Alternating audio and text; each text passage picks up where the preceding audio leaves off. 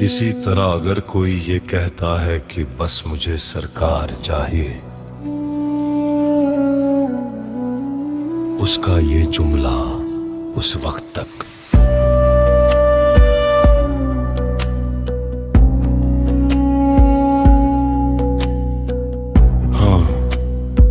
कि इरादा नहीं होगा जब तक कि इस इरादे को तबाह और बर्बाद करने वाले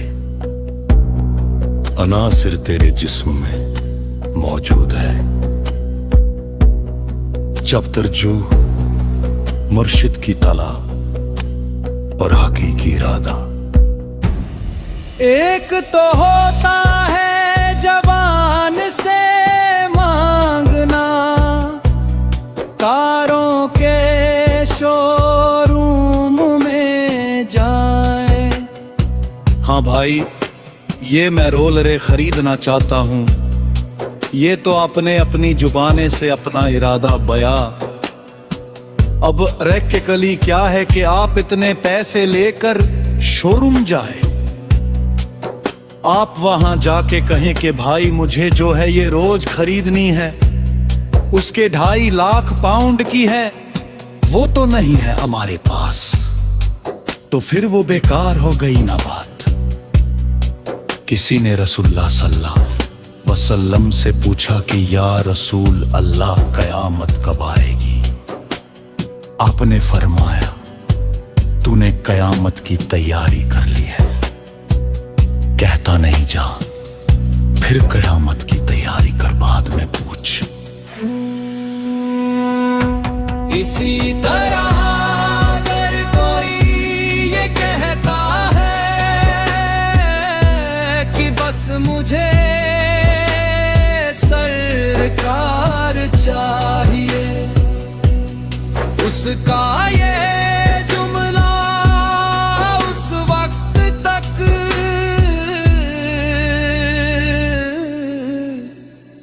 हकीकी इरादा नहीं होगा जब तक के इस इरादे को तबाह और बर्बाद करने वाले अनासिर तेरे जिस्म में मौजूद है। जब तरती इंसानी जिसमें शैतान के मुरझाए, तेरी रगों में शैतान ने 300 मोर्चे बनाए हुए हैं। तेरी खून के अंदर नार दौड़ती है, दिल में तेरा शैतान बैठा हुआ है, नफ्स तेरा नापाक है।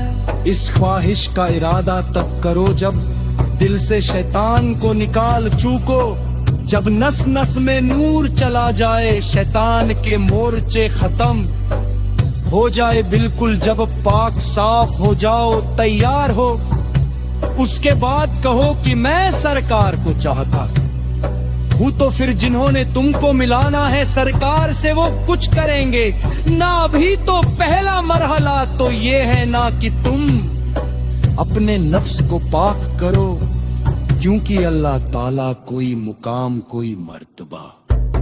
जब डरतार तास किया ए नफसर चास किया ए केल की ए मियां, उस वक्त तक नहीं देता जब तक के तुम्हारा नफ्स पाक ना हो जाए, कलब बेदार ना हो जाए।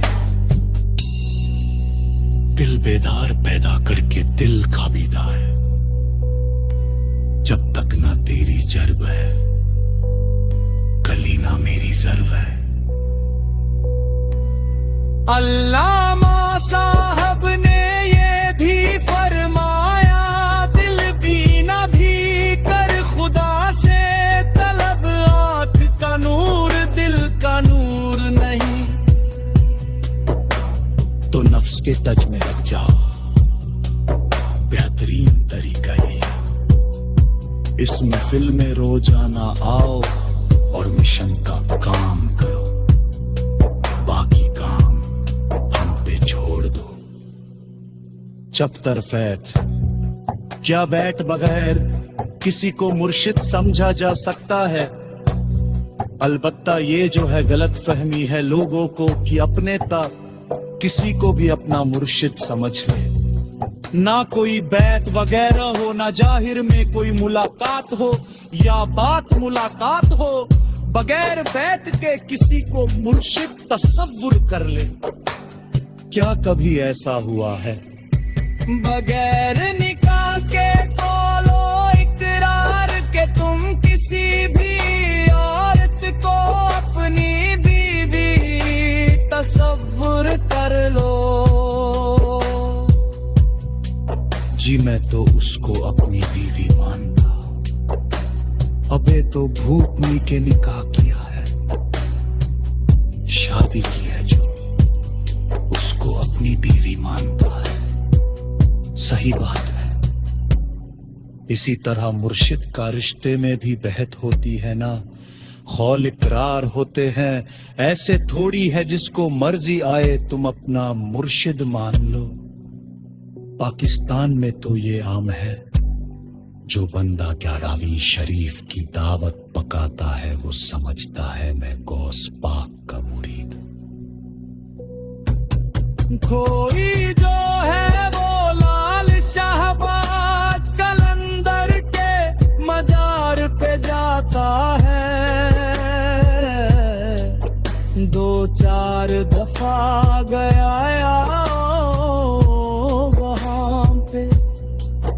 वो कह जी मैं कलंदर पाक का मुरीद हूँ, कोई किसी को अपना मुर्शिद बना के बैठा है। कोई किसी को तो मुर्शिद ऐसे थोड़ी बनते हैं। अगर मुर्शिद है तो बताओ फैज क्या हुआ तुमको? क्या फैज हो? गौस फर्द फरमाते हैं मेरा मुरीद जाकिर होगा, जाकिर मैं उसको मानता हूँ जिसका दिल अल्लाह अल्लाह करे। वो जुबानी तो तोता भी अल्लाह अल्लाह कर लेता है। तो क्या तोता गौस पाक? इसी तरह अगर कोई ये कहता है कि बस मुझे सरकार चाहिए, उसका ये वाक्य तब तक वास्तविक इरादा नहीं होगा जब तक उस इरादे को तबाह और बर्बाद करने वाले तक तुम्हारे शरीर में मौजूद है। चपतर तू। मुर्शिद की तलाश और वास्तविक इरादा एक होता है सिर्फ जुबान से मांगना, जैसे कारों के शोरूम में जाना, हाँ भाई मुझे ये रोल्स रॉयस खरीदनी है। ये आपने सिर्फ जुबान से अपना इरादा बताया, लेकिन असली बात यह है कि क्या आप उतने पैसे लेकर शोरूम जा सकते हैं? अगर आप जाकर कहें कि मुझे ये रोल्स रॉयस खरीदनी है जो 2.5 लाख पाउंड की है, और आपके पास पैसे ही नहीं हैं, तो बात बेकार हो गई। किसी ने रसूलुल्लाह से पूछा कि कयामत कब आएगी?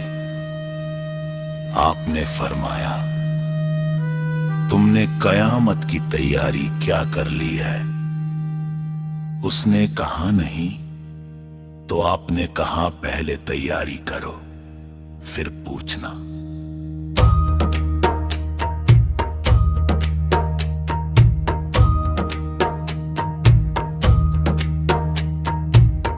इसी तरह अगर कोई कहता है कि बस मुझे सरकार चाहिए, गोश का ये जुमला तब तक वास्तविक इरादा नहीं है जब तक उस इरादे तो वक्त मौजूद है जो उस इरादे को नष्ट करते हैं। जब तक इंसानी शरीर में शैतान के मोर्चे, तेरी रगों में शैतान ने हजारों मोर्चे बना रखे हैं।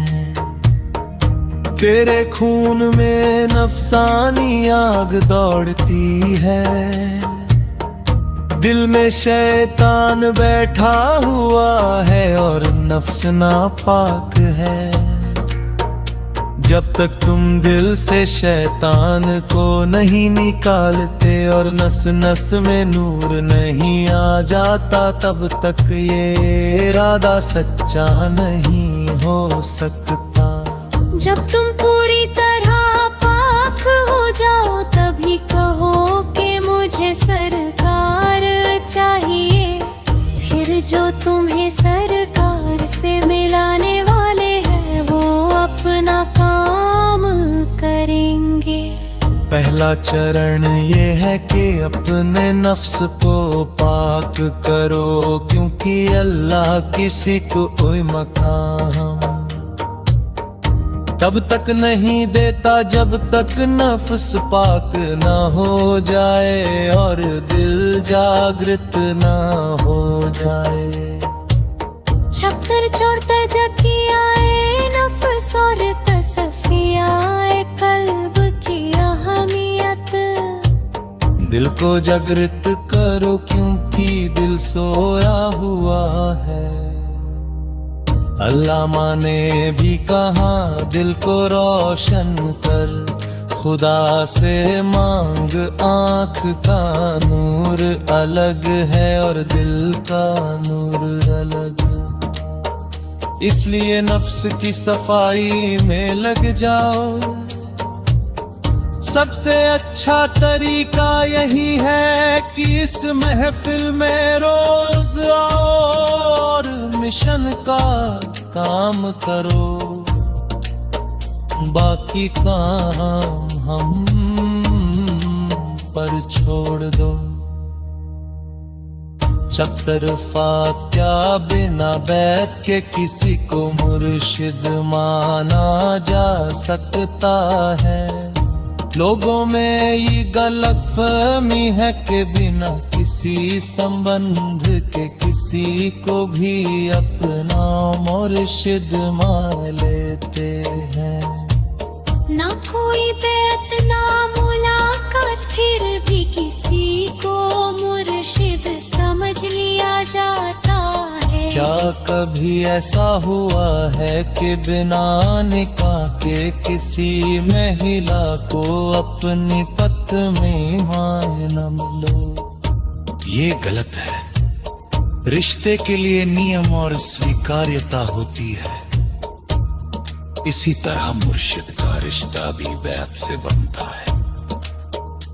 कोई किसी के मजार पर गया, 2-4 बार गया और समझ लिया कि वह उसका मुरीद है, ये सब गलतफहमी है। अगर कोई मुर्शिद है तो उससे फैज़ क्या मिला? गौस पाक फरमाते हैं कि मेरा मुरीद वो है जिसका दिल अल्लाह अल्लाह कर है। चैप्टर 6 बाशरा होना क्या है? शरीयत दो तरह की होती है, जाहिरी और बातिनी। सिर्फ दाढ़ी रख लेने से कोई बाशरा नहीं बनता। असली बाशरा वही है जो जाहिरी और बातिनी दोनों शरीयत पर अमल करे। जिसके नफ्स में गंदगी है वो कुरान को भी सही तरीके से नहीं समझ सकता। चैप्टर 7 कुरान से कौन गुमराह होता है और कौन हिदायत पाता है? कुरान बहुतों को हिदायत देता है और बहुतों को गुमराह भी करता है। जो लोग नापाक नफ्स के साथ कुरान पढ़ते हैं वे गुमराह हो जाते हैं। और जो नफ्स को पाक करते पढ़ते में हिदायत पाते हैं। कामयाब वही है जिसने अपने नफ्स को पाक किया और नाकाम वही है जिसने उसे बिगाड़ दिया। शतायात दिल की मौजूदगी के बिना नमाज का दंगा, दिल की हाजिरी के बिना नमाज सर